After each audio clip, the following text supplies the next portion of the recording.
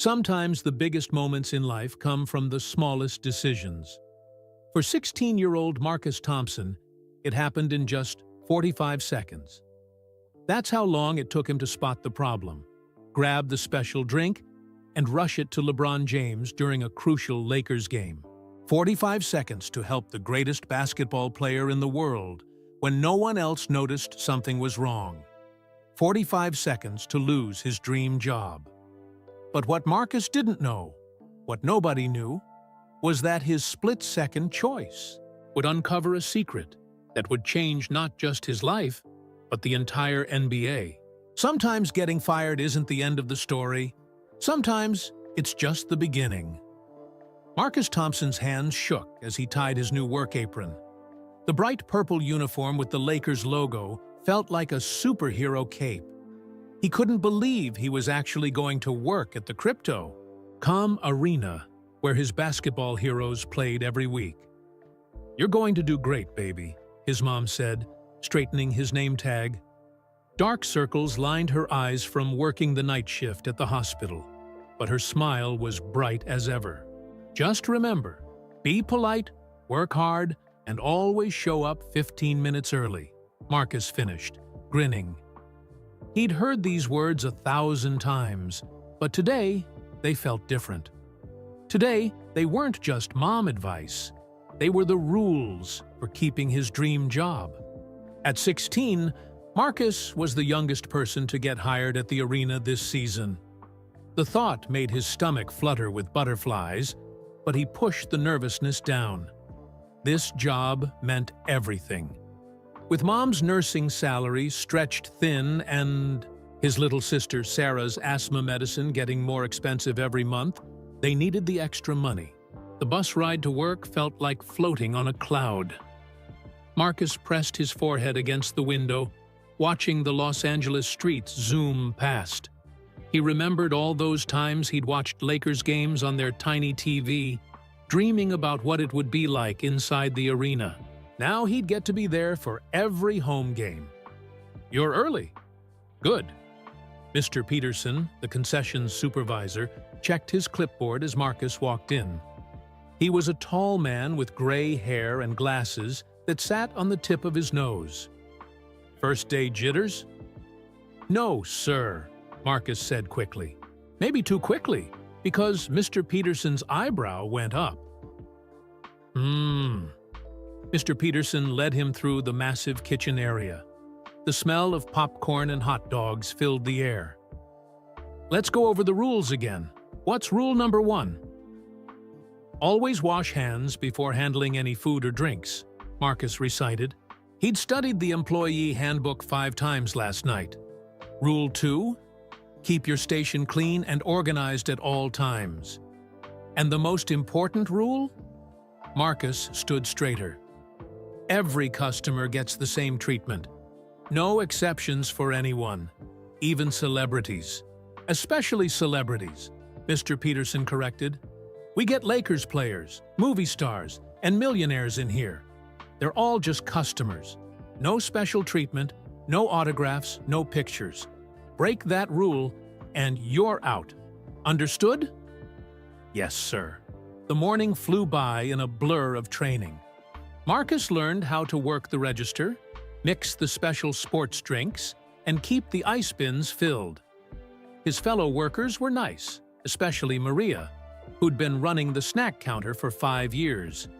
She showed him all the shortcuts and secrets, like how to tell when the popcorn was perfectly done by sound alone.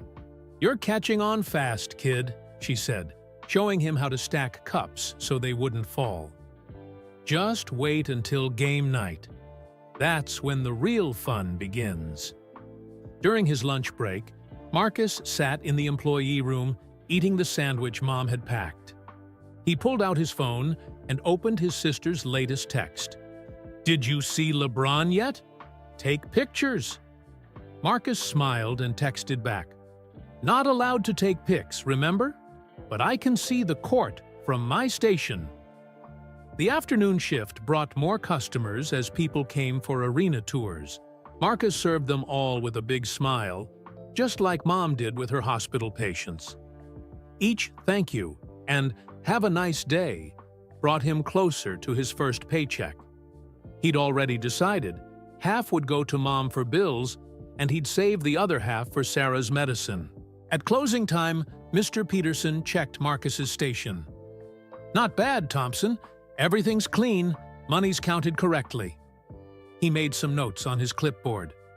"You follow instructions well. That's good. Too many young people these days think rules don't matter." "Thank you, sir." Marcus beamed with pride. "I won't let you down." The bus ride home felt different from the morning. His feet hurt from standing all day, and his arms were tired from lifting ice bags. But his heart felt light. He'd done it. First day complete.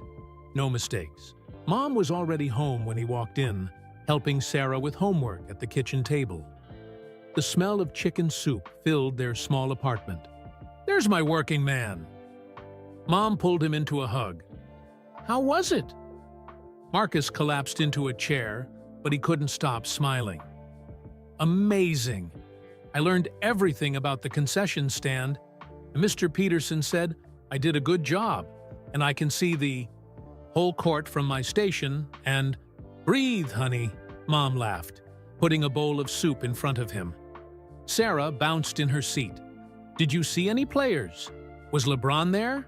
What about Anthony Davis?" "No players today, Squirt, but just wait until game night." Marcus slurped his soup, already imagining it. In just 3 days, the Lakers would play the Celtics. The arena would be packed. The energy would be incredible. Later that night, as Marcus got ready for bed, he heard Mom coughing in the kitchen. He peeked out and saw her at the table, surrounded by bills, her calculator clicking away. She looked tired, worried. Marcus closed his door quietly. Tomorrow, he'd get up early again. He'd work harder than anyone. He'd make Mom proud and help with those bills. This wasn't just a cool job at a basketball arena anymore. It was his chance to make things better for his family. As he drifted off to sleep, Marcus smiled. The Lakers logo on his new uniform hung neatly on his door, catching the moonlight. His dream job was just the beginning. He could feel it. Something big was coming. He just didn't know yet how big or how much his life would change in just a few days. 3 days flew by like a fast break down the court. When Marcus arrived for his first Lakers game night, the arena hummed with electricity. Fans in purple and gold jerseys streamed through the doors, and the smell of popcorn filled the air like never before. "Remember, tonight's going to be crazy." "Busy," Maria warned as she helped Marcus stock his station. "Just breathe and take it one customer at a time." Mr. Peterson was everywhere at once, checking stations and barking reminders. "Thompson, what's the celebrity rule?" "No special treatment, sir. Everyone's just a customer," Marcus replied automatically.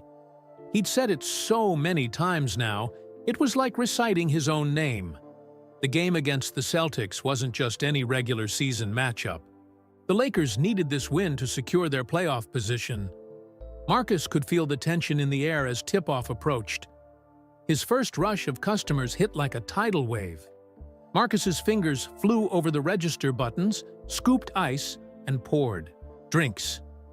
The training kicked in, and everything flowed. A woman in a LeBron jersey smiled when he remembered to add extra ice just like she asked. A little kid's eyes lit up when Marcus carefully placed his nachos so they wouldn't spill. During a quick breather, Marcus glanced at the court. The players were larger than life, their shoes squeaking on the shiny floor. LeBron James moved like he was floating, making impossible passes look easy. Marcus had watched hundreds of games on TV, but being here, feeling the roar of the crowd shake the walls, it was magic. "Focus, Thompson," Mr. Peterson's voice snapped him back. Less watching, more working. The game stayed close through 3 quarters. Every time the Lakers scored, The crowd erupted, and the concession lines grew longer with celebrating fans. Marcus's feet ached, but he didn't care. He was part of it all, part of the NBA dream. Then came the timeout that would change everything. Marcus was on his break, organizing the special drinks in the back fridge, when he heard the crowd gasp. He peeked out at the giant screen above the court.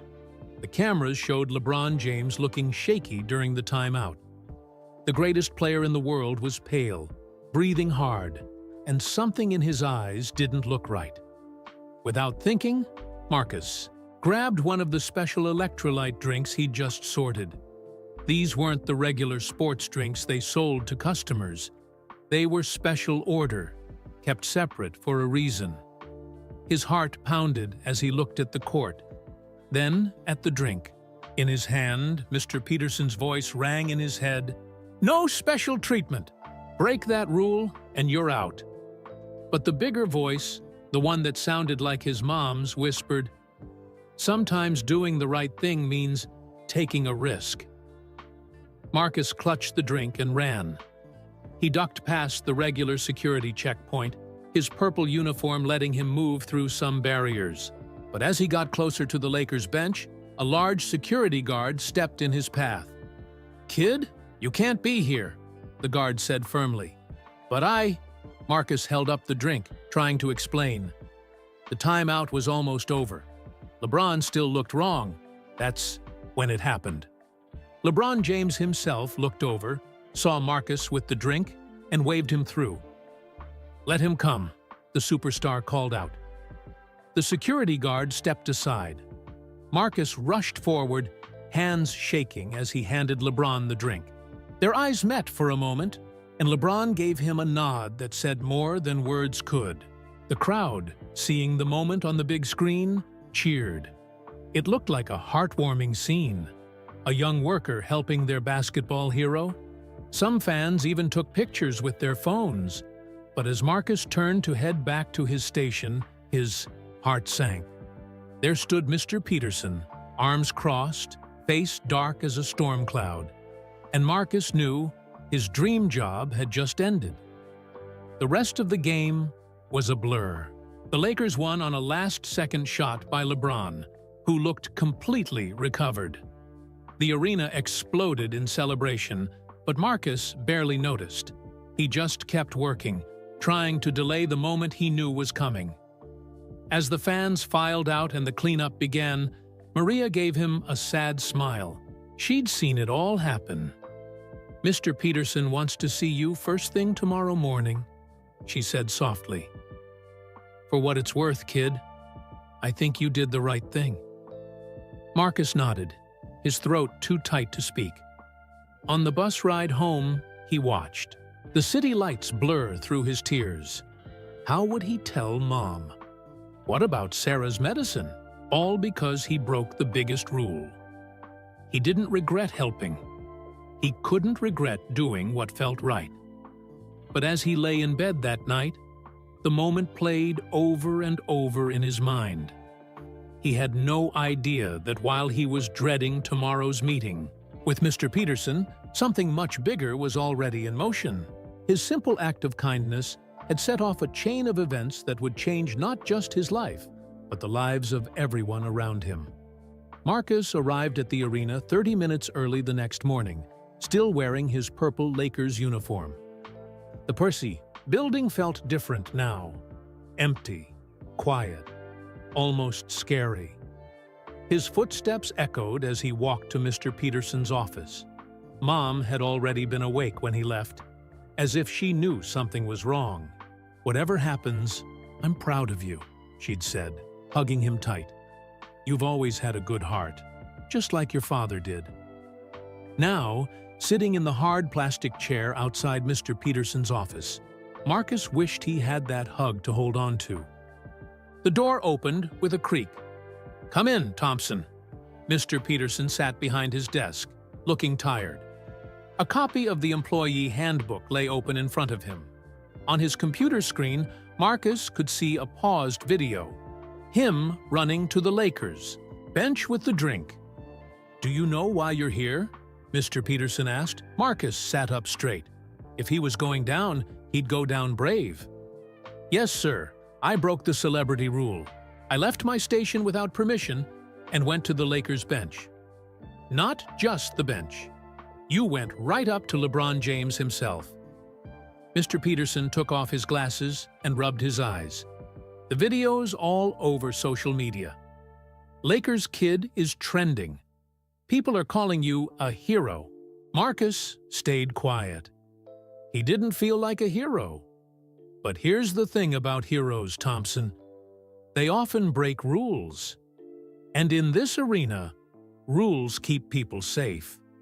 Rules keep things fair. Mr. Peterson put his glasses back on. What if every worker decided to run up to the players? What if everyone thought their reason was special enough to break protocol? "I understand, sir." Marcus's voice came out smaller than he wanted. "I believe you do, and that makes this harder." Mr. Peterson picked up a paper from his desk. "I have to let you go, Marcus, effective immediately." Even though he'd expected it, the words hit like a punch to the stomach. Marcus blinked hard, fighting tears. "Turn in your uniform before you leave. Security will walk you out." Mr. Peterson's voice softened slightly. "For what it's worth, I wish things could be different." Marcus stood on shaky legs. As he reached for the door, Mr. Peterson spoke again. "Thompson, sometimes life has a funny way of working out. Remember that." Outside the arena, Marcus changed into his regular clothes in the bathroom of a nearby coffee shop. His phone buzzed with messages. Sarah asking why he was home early. Maria saying how sorry she was. Even some news reporters wanting to talk about the video. He ignored them all and took the long way home, walking instead of taking the bus. The Lakers uniform, folded neatly in his backpack, felt like it weighed 1,000 pounds. Mom was waiting when he got home. One look at his face told her everything. "Oh, baby." She wrapped him in a hug, and this time Marcus let the tears come. "I'm sorry, Mom," he whispered. "I know we needed that job, but LeBron, something wasn't right. I had to help. Listen to me." Mom held his face in her hands. "Jobs come and go, but being the kind of person who helps others when they need it, that's worth more than any paycheck." Later that afternoon, while Mom was calling about extra nursing shifts, Marcus finally checked his phone. The video had millions of views. Some people said he should be hired back. Others defended the arena, saying rules were rules, but none of them knew the whole story. None of them saw how LeBron's hands had been shaking, how his eyes hadn't looked right. None of them knew about the special drinks in the back fridge, or why Marcus had chosen that specific one. As the sun set outside his window, Marcus wondered if he'd ever work in sports again. He wondered how they'd pay for Sarah's medicine next month. He wondered if he'd made the biggest mistake of his life or the best decision he'd ever made. He had no way of knowing that right at that moment, in another part of Los Angeles, people were making phone calls and sending emails that would turn his whole world upside down, all because of one drink, one decision, and one simple act of kindness. By morning, the video had exploded. Every sports channel was playing it on repeat. The young worker in purple rushing to help LeBron, the security guard stepping aside, the crowd cheering. But they were also talking about what happened after, how Marcus got fired for breaking the rules. "Your phone's blowing up," Sarah said at breakfast, scrolling through her own social media. "People want to interview you. Look, even ESPN shared the video." Mom turned off the TV where a sports anchor was debating whether the arena had been too harsh. "Maybe we should unplug for a while," she suggested, seeing Marcus push his cereal around the bowl. "Give things time to calm down." But the world didn't want to calm down. Justice for Marcus was trending #1 on Twitter. People were sharing their own stories of getting fired for trying to help others. Some former arena workers posted about how strict Mr. Peterson had always been with the rules. Marcus's phone kept buzzing with messages from reporters. "Can we get your side of the story? What made you decide to help LeBron? How do you feel about being fired?" He ignored them all. What could he say? That he'd seen something wrong in LeBron's eyes? That he'd picked that specific drink for a reason? He couldn't explain it without making things worse. "You should talk to someone," Maria texted him. "People are on your side. Even some of the Lakers players are posting about it." Sure enough, when Marcus checked, several Lakers had shared the video with messages supporting him. But LeBron James himself hadn't said anything publicly. Marcus wondered if the basketball star even remembered the moment, or if it had just been another timeout in another game to him. Sarah's friend Jenny came over after school, excited to have a famous connection. "My cousin's friend works at Nike," she told them. "He said everyone at the office was talking about you. They think the arena made a huge mistake." "Great," Marcus muttered. "Maybe they can help pay our bills." Mom overheard him and pulled him aside. "I know you're worried about money, baby, but we'll figure it out. We always do." But Marcus saw her later, making quiet phone calls about picking up extra weekend shifts. He heard her asking about payment plans for Sarah's medicine. The viral fame meant nothing if it couldn't help his family. That afternoon, a local news van parked outside their apartment building. Mom drew the curtains and ordered pizza so they wouldn't have to go out. They ate in the living room, trying to pretend everything was normal. "Look," Sarah suddenly pointed at her phone. "Someone started a GoFundMe for you." Marcus checked, and his stomach twisted. Someone had indeed created a fundraiser. Help the kid who helped LeBron. It already had thousands of dollars in donations. "No," he said firmly. "I don't want charity. I just want—" He stopped, not sure how to finish. A job? His old life back? For people to forget about him? Mom hugged him tight. "I know, baby. I know."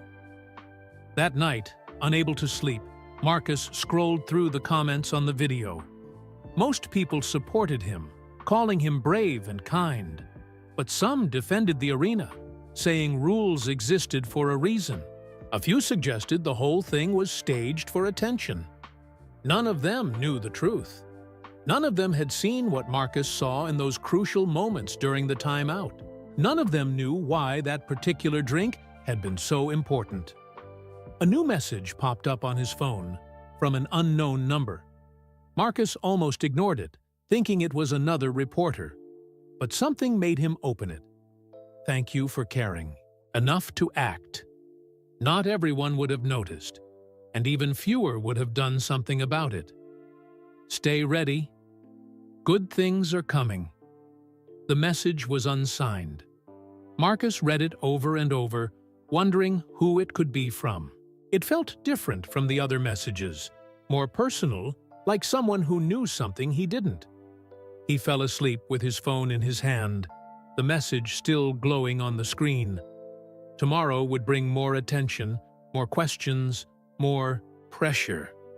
But somewhere in Los Angeles, wheels were turning, people were talking, and Marcus's life was about to change in ways he couldn't imagine. The real story hadn't even started yet. 2 weeks crawled by. The viral fame faded like old newspaper, left in the sun, but its shadow lingered. Marcus couldn't walk into a store without someone recognizing him as that Lakers kid. The GoFundMe page, which he'd never approved, had been taken down after he posted publicly asking people not to donate. Thompson, the manager at the grocery store, glanced at his job application, then back at Marcus. "Wait, aren't you the kid from the arena? The one who got fired?" "Yes, sir," Marcus admitted. "But I'm a hard worker and I—" "Sorry, kid. We can't risk it. You understand, right?" "What? If a celebrity shops here and you break protocol again?" It was the same story everywhere. The movie theater, the mall, even the local pizza place. As soon as they recognized him, the answer was no. His viral moment had become a curse. At home, things were getting worse. Sarah's asthma acted up in the changing weather, and her inhaler was running low.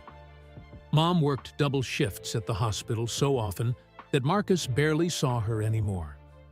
When she was home, she fell asleep on the couch, still in her nursing scrubs.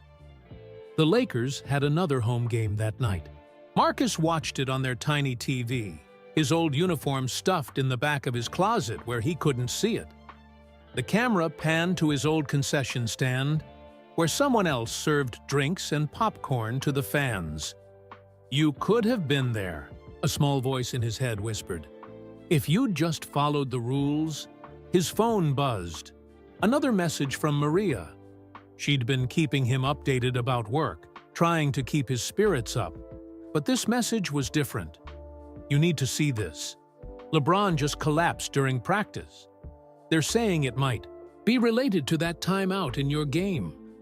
Reporters are asking questions about what happened that night." Marcus's heart raced. He switched to the sports news channel, but they were only showing regular highlights. He searched online and found a few tweets about LeBron leaving practice early, but nothing about a collapse. Sarah wandered in, wheezing slightly. "Can we order pizza tonight? Mom left money." "Let's have soup instead," Marcus said, knowing they needed to save every dollar. "I'll make Mom's special recipe." While the soup simmered, Marcus checked his email for the 100th time that week. Every application he'd sent out sat unanswered. The viral video followed him everywhere, like a shadow he couldn't shake. The mysterious text from 2 weeks ago still haunted him. "Stay ready. Good things are coming." But nothing good had come. Just rejection after rejection. Bill after bill. That night, after Sarah went to bed, Marcus heard Mom crying in the kitchen. He found her at the table, surrounded by papers, bills, late notices, and Sarah's prescription that needed refilling. "I'm sorry," he said softly. "This is all my fault. If I hadn't lost that job..." Mom wiped her eyes quickly. "No, baby. Don't. You dare blame yourself. Sometimes doing the right thing comes with a price. Your father taught me that." She rarely talked about Dad. He'd been a firefighter, died saving a family from a burning building when Marcus was 7. Another person who'd broken protocol to help someone in need. "I just feel so useless," Marcus admitted, sitting down. "Everyone knows who I am, but nobody will hire me. And now Sarah's medicine." "We'll figure it out," Mom said, but her voice shook. "We always do." Later, lying in bed, Marcus pulled out his phone and finally did something he'd been avoiding. He opened the video of that night, turning the sound low so it wouldn't wake Sarah. He watched himself run to the Lakers bench, watched LeBron wave him through, but this time he noticed something new. Just before Marcus handed over the drink, the camera caught LeBron's face clearly. The look in his eyes, Marcus hadn't imagined it. Something had been seriously wrong. The mysterious text message felt heavier now.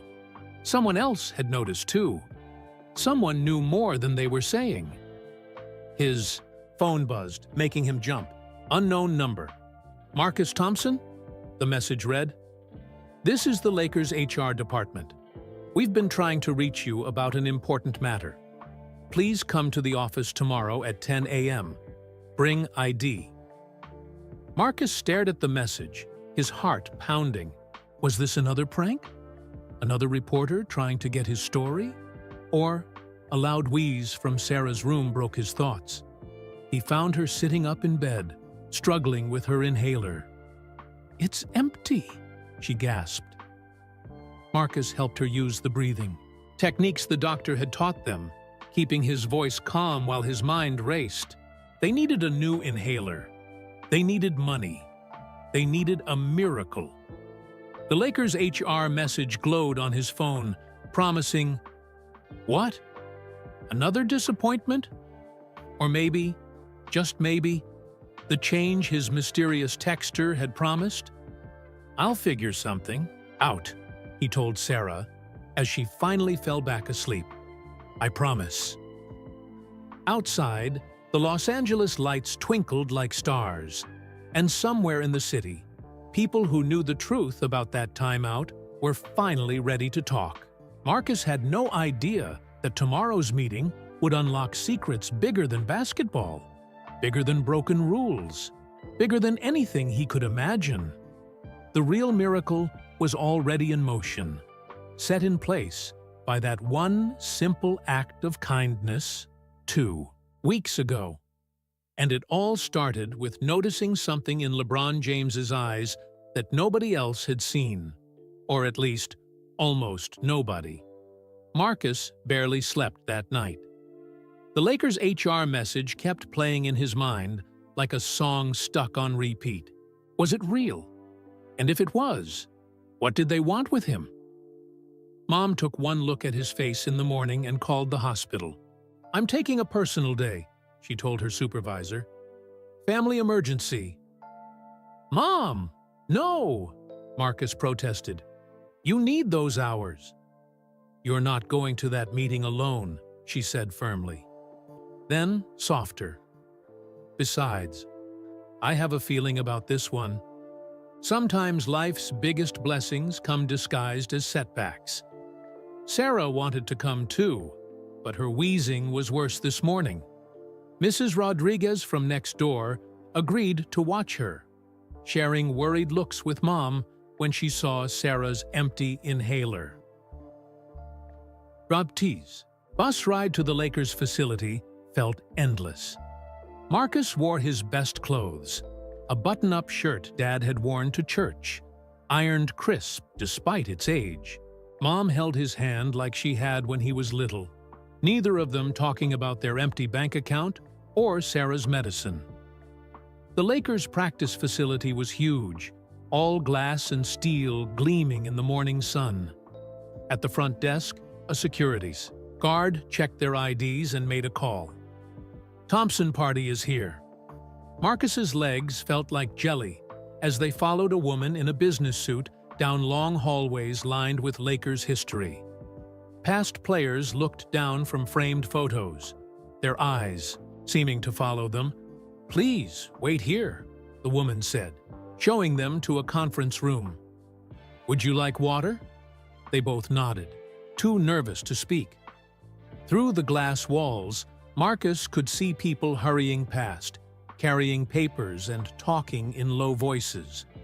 One man stopped to peer in, then rushed away, whispering into his phone. Whatever happens, Mom squeezed his hand. I'm proud of you. Remember that. The door opened. A man in an expensive suit walked in, followed by a woman carrying a laptop. Marcus. Thompson? I'm David Chen, Lakers head of human resources. This is Lisa Martinez, our legal counsel. Marcus's heart sank. Legal counsel? Were they going to sue him for breaking protocol? Thank you for coming, Mr. Chen said, sitting down. We've been trying to reach you through various channels. The VTD mysterious text message, Marcus realized. That had been them testing the waters. First, Ms. Martinez opened her laptop. We need you to sign this non-disclosure agreement. What we're about to discuss cannot leave this room. Mom straightened in her chair. My son is a minor. I'll need to review any documents first. Of course, Mr. Chen smiled. We expected nothing less. While Mom read through the papers with Ms. Martinez, Mr. Chen turned to Marcus. That was quite something you did during the timeout. Not many people would have noticed what you noticed. Marcus swallowed hard. Is LeBron okay? I heard about practice yesterday. You've been paying attention. Mr. Chen nodded. Good. That's actually part of why we're here. Mom finished reading and signed the papers. Marcus signed where? They pointed, his hand shaking slightly. Now then, Mr. Chen leaned forward. Tell me exactly what you saw that made you choose that specific drink that night. Marcus glanced at Mom, who nodded encouragingly. His hands were shaking, he said slowly. Not like regular tired shaking. I'd seen that look before, in the hospital when Mom took me to work once, and his eyes, they weren't focusing right. And you knew which drink to bring because the special drinks in the back fridge, they're labeled differently. I memorized what each one was for during training, even though Mr. Peterson said we'd never handle them. The blue one with the silver cap. It's not just for energy, is it? Mr. Chen and Ms. Martinez exchanged looks. No, Mr. Chen said finally. It's not.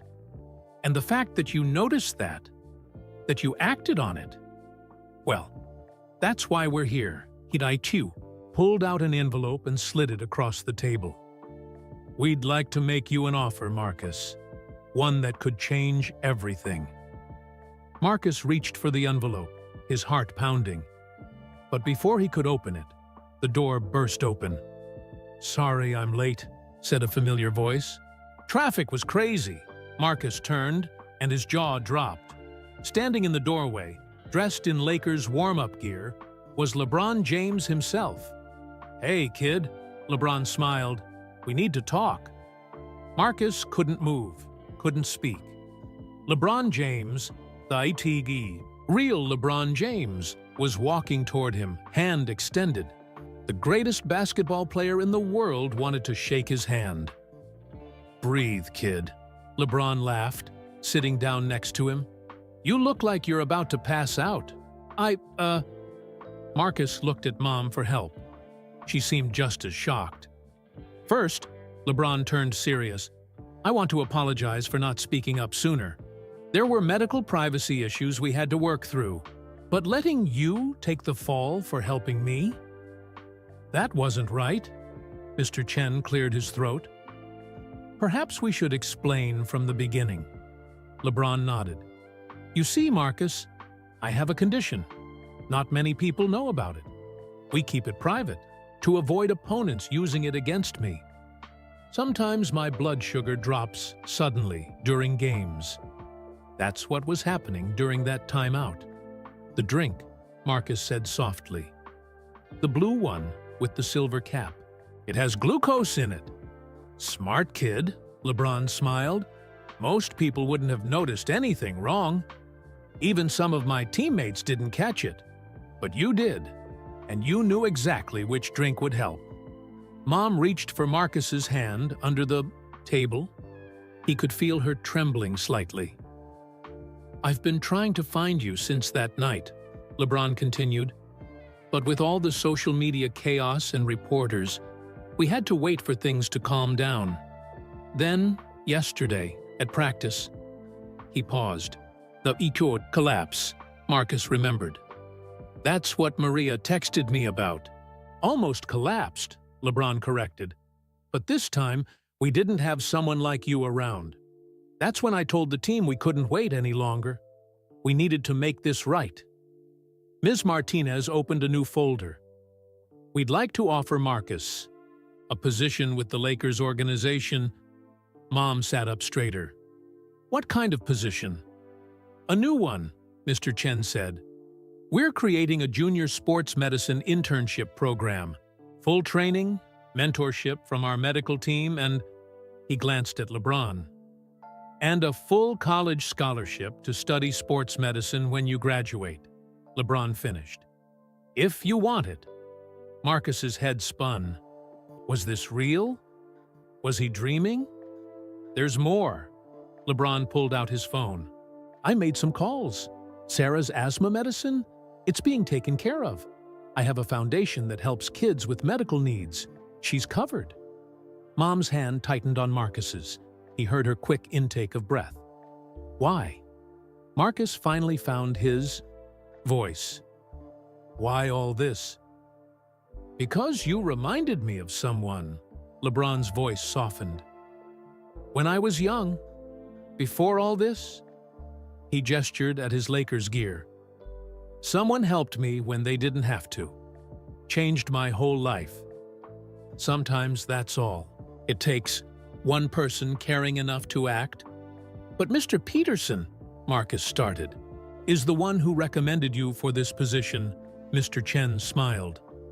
What? Marcus couldn't believe it. He came to us right after that night, Ms. Martinez explained. Said he had to fire you for breaking protocol. But we should watch you. Said you had the right instincts, caring about people more than rules. The real reason for those protocols, Mr. Chen added, isn't about celebrities. It's about medical privacy. We couldn't tell the public why that drink was so important. But you figured it out on your own. LeBron leaned forward. So, what do you say, kid? Ready to turn that one moment of kindness into a career? Marcus looked at Mom. Tears shone in her eyes, but she was smiling. Before you answer, Ms. Martinez said, you should know this is a serious commitment. You'll train after school and weekends. You'll learn about sports medicine, emergency response, player health management. It's not just getting to hang around NBA players. Good, Marcus said firmly. I want to learn everything. LeBron grinned. That's what I was hoping you'd say. He stood up. Come on, I'll show you around. Your mom, too. I hear she's a nurse. Our medical team would love to talk with her. As they walked through the Lakers facility, past the training rooms and medical offices that could become his future workplace, Marcus felt like he was floating. Sarah would get her medicine. Mom wouldn't have to work double shifts. And he would learn how to help people, really help them, not just serve drinks. One more thing, LeBron said as they reached the court. That night, during the timeout, the security camera caught something interesting. He pulled out his phone again, played a video. It showed Marcus at his concession stand before the timeout. In the background, LeBron was already showing subtle signs. Signs only someone with medical knowledge would notice. The camera zoomed in on Marcus's face, showing the exact moment he spotted the problem. You didn't just grab any drink, LeBron said. You were watching, thinking, planning. That's what we need. People who pay attention, who care enough to act, even when it might cost them everything. Marcus stared at the huge, empty arena around them. 2 weeks ago, he'd thought his dream was over. Now he realized it had only been the beginning. But he had no idea that the biggest test of his new role was just around the corner. Something that would challenge everything he'd learned and prove once and for all whether he had what it took to be part of the Lakers family. The next week passed in a blur. Marcus started his training right away, spending his afternoons learning from the Lakers medical team. They taught him about athlete nutrition, emergency response, and how to spot early warning signs of various conditions. Every day brought new knowledge, new responsibilities, and new chances to prove himself. Sarah's new inhaler arrived the very next day after the meeting. Mom cried when she saw it, along with a year's supply of medicine. LeBron had kept his word about everything, but it wasn't all easy. Some of the other staff members whispered when Marcus walked by. "That's the drink, kid," they'd say, got fired and failed upward. He tried to ignore them, focusing instead on learning everything he could. Dr. Rodriguez, the head of sports medicine, became his main mentor. She was tough but fair, just like Mr. Peterson had been. Medicine isn't about following rules blindly, she told Marcus. It's about understanding why the rules exist and knowing when breaking them might save someone's life. On Friday afternoon, Marcus was organizing the medical supplies, including those special drinks, when he overheard two trainers talking outside the door. LeBron's numbers were off in practice today. one said quietly. "Doc wants extra monitoring during tomorrow's game." "Should we tell the kid?" the other asked. "He's supposed to be shadowing the bench tomorrow." "Let's see if he notices on his own. That's why he's here, right?" Marcus's heart pounded.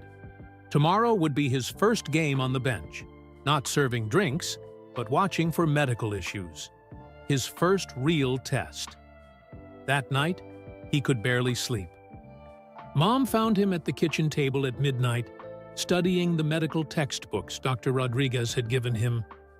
"Baby, you need rest," she said, making him her special chamomile tea. "You can't help anyone if you're exhausted." "I can't mess this up." "Mom," Marcus said, "this chance, it's everything we needed. What if I miss something? What if I'm not good enough?" Mom sat down beside him. "You know what I see when I look at you? I see your father's heart and my stubbornness. That's a powerful combination." She smiled. "You got this job because you noticed what others missed. Trust those instincts." The next day, Marcus arrived at the arena 3 hours early. He checked and double-checked every medical supply. Dr. Rodriguez watched him with an approving nod. "Ready for your first game on this side of the court?" she asked. "Yes, ma'am," Marcus said, trying to sound more confident than he felt. The game started. Normally, Marcus sat between Dr. Rodriguez and the team trainers, watching everything. He kept special attention on LeBron, noting every movement, every sign, but halfway through the second quarter, something caught his eye. Not with LeBron, with Anthony Davis. The star forward was moving differently, touching his side after each jump. Marcus glanced at Dr. Rodriguez, but she was checking LeBron's latest readings. The trainers were focused on other players. No one else seemed to notice. Should he speak up? What if he was wrong? The whispers of "drink, kid" echoed in his head. Then he remembered what Dr. Rodriguez had said about understanding why rules exist, and what Mom said about trusting his instincts. "Dr. Rodriguez," he said quietly, "I think AD's right. Oblique is cramping. He's favoring his left side on landings, and his breathing pattern changed after that last rebound." The doctor looked up sharply. She watched Davis for a moment, then grabbed her phone. Within seconds, the trainers were alerted. During the next timeout, they checked Davis and found exactly what Marcus had spotted. "Quick catch," Dr. Rodriguez said as Davis received treatment. Another quarter, and it could have been a serious strain. Marcus felt a wave of relief. He'd been right. He'd helped. But his real test was still to come.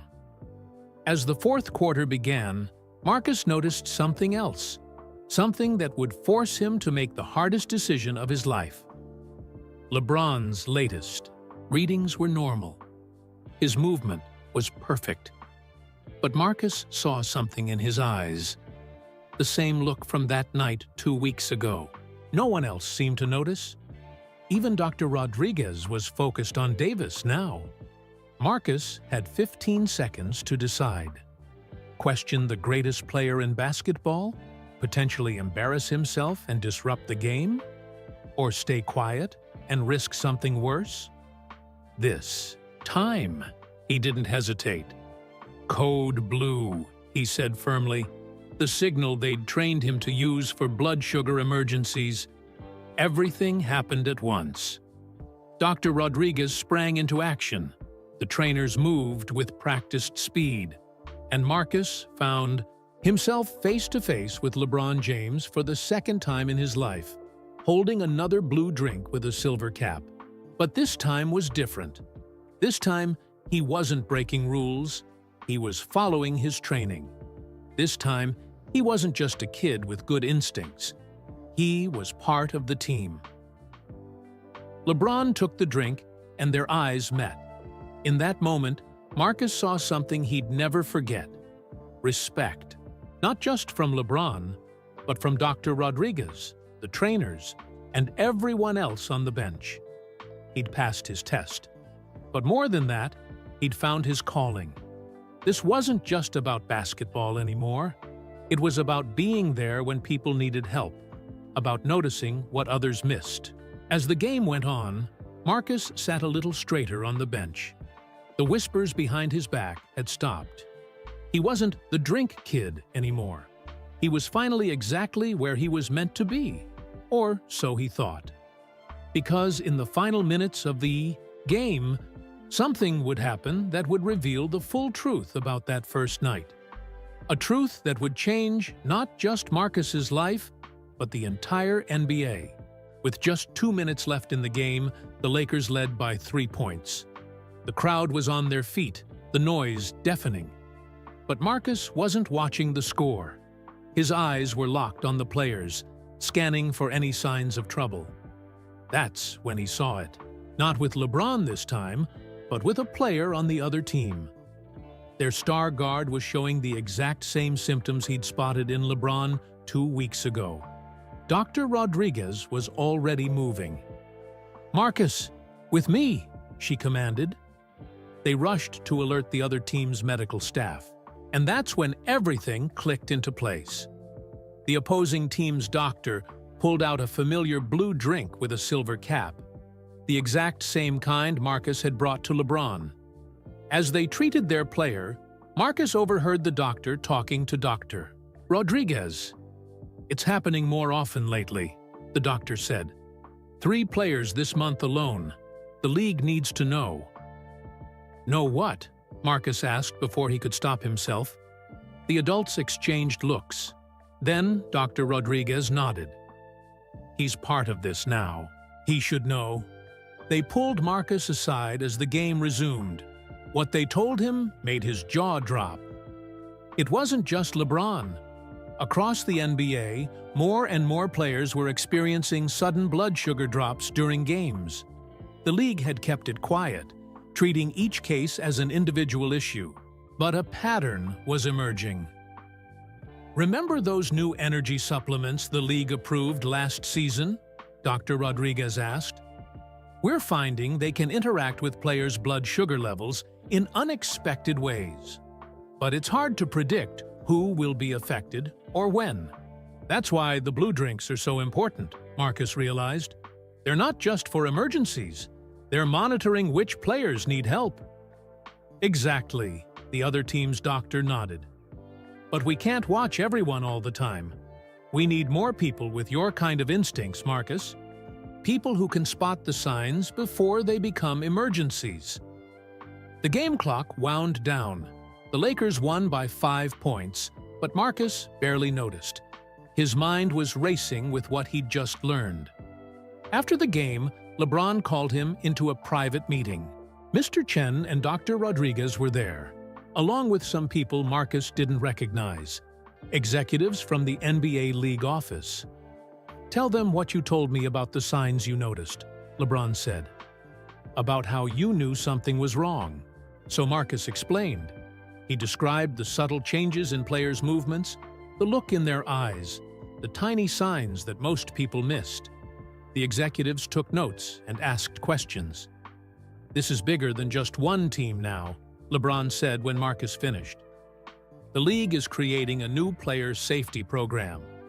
Every team will have someone specifically watching for these symptoms, and they want you to help train them." Marcus blinked. "Me? But I'm just the kid who spotted something that trained professionals missed?" Dr. Rodriguez smiled. "Just the one who cared enough to act, even when it cost him his job? That's exactly who we need." Mr. Chen pulled out a new contract. "This goes beyond your Lakers internship.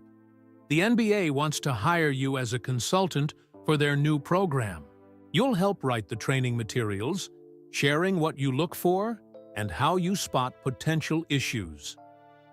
Marcus stared at the contract. His hands trembled as he read it. "There's more," LeBron added. "Remember how I said someone helped me when I was young? This is my chance to pay that forward. My foundation isn't just covering Sarah's medicine anymore. We're creating a full scholarship program for kids who want to work in sports medicine, and you're going to help choose the recipients." Tears filled Marcus's eyes. He thought about that night 2 weeks ago, how scared he'd been to break the rules. He thought about all the other kids out there who might have the same instincts he did, who just needed a chance to prove themselves. "The truth is, Marcus," Dr. Rodriguez said softly, "you didn't just save one player that night. You helped us uncover a problem that could have hurt many more. Your instincts, your courage to act, that's going to help protect players across the entire league.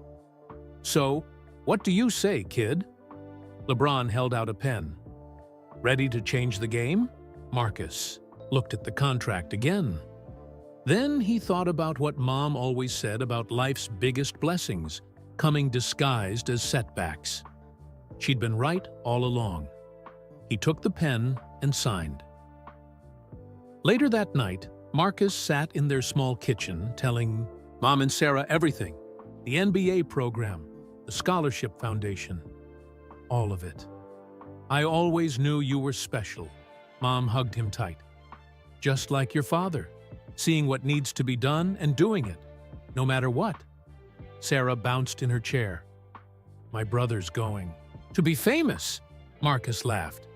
"Not famous, Squirt. Just doing what's right." But as he looked around their kitchen, he realized how much had changed in just 2 weeks. From losing his job to helping create an NBA safety program. From worrying about bills to planning a future in sports medicine. All because he'd noticed something in LeBron James's eyes that night. All because he'd chosen to help, even when it meant breaking the rules. Sometimes the biggest moments in life don't look big when they're happening. Sometimes they look like a kid in a purple uniform running across a basketball court with a special drink in his hand, not knowing he's about to change everything. And sometimes the real victory isn't measured in points on a scoreboard, but in the lives you touch along the way. That's what Marcus learned from his father, from his mother, from LeBron James, and most importantly, from listening to his own heart. That's the lesson he'd teach others through the NBA program. That's the story he'd tell every scholarship recipient. Thank you all for joining me for Marcus's incredible journey, from a simple act of kindness to changing the NBA forever. I'd love to know, where are you watching this from? Drop your location in the comments below. If you enjoyed this emotional story about how one small decision can change everything, don't forget to hit that like button and share it with someone who needs a reminder that doing the right thing matters. Remember, sometimes the biggest blessings in life come disguised as setbacks. Just like Marcus learned at the Lakers arena, you never know when one moment of kindness might change your whole world. See you in the next story.